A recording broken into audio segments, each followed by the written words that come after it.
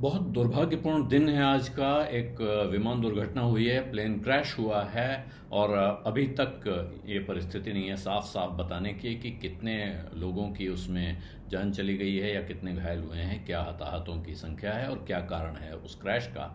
लेकिन इसके साथ इसलिए उस पर ज़्यादा बात करना भी ठीक नहीं है जिस बारे में ज़्यादा जानकारी ना हो। बहुत दुख का विषय है और जितने उस दुर्घटना में शामिल लोग हैं उनके साथ, उनके परिवारों के साथ हमारी संवेदनाएं हैं। और उन लोगों को जिनकी जान नहीं रही, जो चले गए, उनको श्रद्धांजलि हम दे सकते हैं, यही इस वक्त हम कर सकते हैं। लेकिन इसके साथ और इसके पहले बाजार में भी एक क्रैश आज हुआ है, शेयर बाजार में, और लोग ये जानना चाहते हैं कि वहाँ क्या हुआ आखिर। आज लगभग 1% की गिरावट निफ्टी में, सेंसेक्स में, दोनों में देखने को मिली है। सेंसेक्स 830 पॉइंट की गिरावट के साथ बंद हुआ है। निफ्टी भी लगभग 1% गिरा है। और अब अनेक कारण इसके गिनाए जा रहे हैं, क्या कारण हो सकते हैं। एक कारण आप अंत में मान सकते हैं कि साहब अब एक माहौल एकदम से बिगड़ जाता है प्लेन क्रैश के बाद हर तरफ, लेकिन उसके पहले के कारण हैं, अन्य कारण हैं, इसके अलावा भी कारण हैं जिनकी वजह से आज बाजार में गिरावट आई है। और लिस्टेड कंपनियों के टोटल मार्केट कैप में, यानी बाजार के सारे शेयरों की कीमत जोड़ के देखें तो उसमें 7,11,000 करोड़ रुपए की गिरावट आज एक दिन में आई है। और सबसे बड़े कारण जो इसके बताए जा रहे हैं, पहला तो है, हालांकि ये F&O एक्सपायरी को भी इसके साथ जोड़ के देखा जा रहा है, लेकिन ये क्योंकि एक कॉशस माना जा रहा है, कॉशस नोट था एक्सपायरी के पहले। लेकिन उसके अलावा जो कारण है, पहला है मिडिल ईस्ट में, पश्चिम एशिया में तनाव बढ़ता हुआ दिखाई पड़ रहा है और इसी वजह से जो इन्वेस्टर्स हैं वो उन्हें थोड़ा हाथ बढ़ाने में डर लग रहा है, जिन कह सकते हैं कि वो हाथ खींच रहे हैं। और ट्रंप ने कहा है कि अमेरिकी सेना को मिडिल ईस्ट से हटाया जा रहा है, या अमेरिकन पर्सोनेल को, अमेरिकी लोगों को वो पश्चिम एशिया से या मिडिल ईस्ट से हटा रहे हैं क्योंकि ये इलाका एक ख़तरनाक जगह बन चुका है। इसके साथ उन्होंने कहा है कि अमेरिका ईरान को न्यूक्लियर वेपन नहीं रखने देगा या न्यूक्लियर वेपन हासिल नहीं करने देगा, यानी परमाणु अस्त्र वो ईरान के पास आए, ये अमेरिका बर्दाश्त नहीं करेगा। तो ये एजेंसी से आ रहा है कि अब अमेरिका अपनी इराक की एम्बेसी का इवैक्यूएशन की तैयारी कर रहा है, पार्शियल इवैक्यूएशन, यानी वहाँ से अपने लोगों को हटा रहा है। और साथ में वो उनके जो मिलिट्री डिपेंडेंट्स हैं उनको भी वो ऐसे लोकेशन से हटाने की कोशिश कर रहे हैं जिनमें अगर ख़तरा बढ़ता है तो उनके लिए मुश्किल पैदा हो सकती है। और उनको ऐसा लगता है, दोनों तरफ से, ये अमेरिका और इराक दोनों तरफ के अधिकारियों ने इस बात को कंफर्म किया है।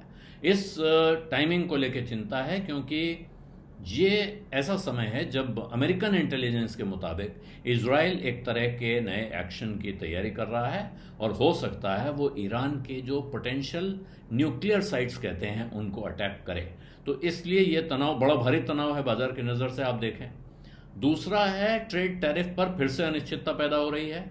ऐसा लग रहा है कि वहाँ जो चीज़ें सेटल होती दिख रही थी वो वापस अनसेटल हो रही हैं, क्योंकि अमेरिकी राष्ट्रपति ट्रंप ने कहा है कि अमेरिका अब 1 से 2 हफ्ते के भीतर दर्जनों देशों को नई ट्रेड डील के बारे में चिट्ठी लिख भेजेंगे।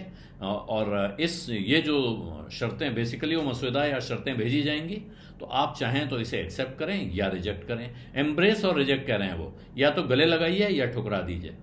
तो अब हो सकता है, तमाम जगह उनके समझौते हो चुके हैं, यूएस और चाइना के बीच में समझौता हो चुका है, लेकिन इसके बावजूद क्योंकि डिटेल्स सामने नहीं है और ट्रंप साहब जिस अंदाज में बात करते हैं उसमें ये चिंता बढ़नी स्वाभाविक है कि कहीं नए सिरे से मामला बिगड़ने की तरफ तो नहीं बढ़ रहा है। और यही सारे रिस्क हैं जिनकी वजह से दुनिया भर के बाजारों में एक तरह की गिरावट दिखाई पड़ी है, स्लिप ऑफ हुआ है। फिर कच्चे तेल के मामले में फिर उछाल दिख रहा है, जाहिर है वहाँ हालांकि एक स्पाइक आया, फिर नरमी दिख रही है। तो वहाँ समझ में नहीं आ रहा है, ये जो रिस्क सामने दिख रहे हैं, ख़ास तौर पे अमेरिका और ईरान की बातचीत से पहले, उसमें कच्चा तेल कैसे बिहेव करेगा, किधर जाएगा, ये कहना बहुत मुश्किल हो रहा है। हालांकि ब्रेंट क्रूड करीब करीब 0.7% का, ये परसेंट का 10वां हिस्सा वो गिरा है और $69.28 पर बैरल पे पहुंचा है। हालांकि वो 2 महीने के हाई पे पहुंचा था 4% उछल के, वहां से वो ये नीचे ठंडा हुआ है। तो कच्चे तेल का एक मसला है जो दुनिया भर के बाजारों को हमेशा परेशान करता है, भारत को ज़्यादा परेशान करता है, लेकिन इस वक्त वो भी एक कारण है। और निफ्टी की वीकली एक्सपायरी है जिसने एकदम से उतार चढ़ाव बढ़ाया हुआ है, दिल की धड़कन बढ़ा रखी है बाजार के पार्टिसिपेंट्स की।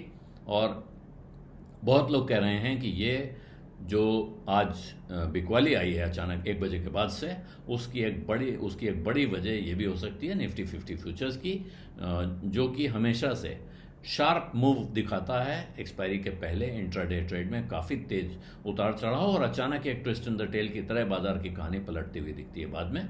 तो ये सारे कारण हैं जिनकी वजह से बाजार में आज अचानक झटका आया और एक अचानक क्रैश आता हुआ दिखाई पड़ा है।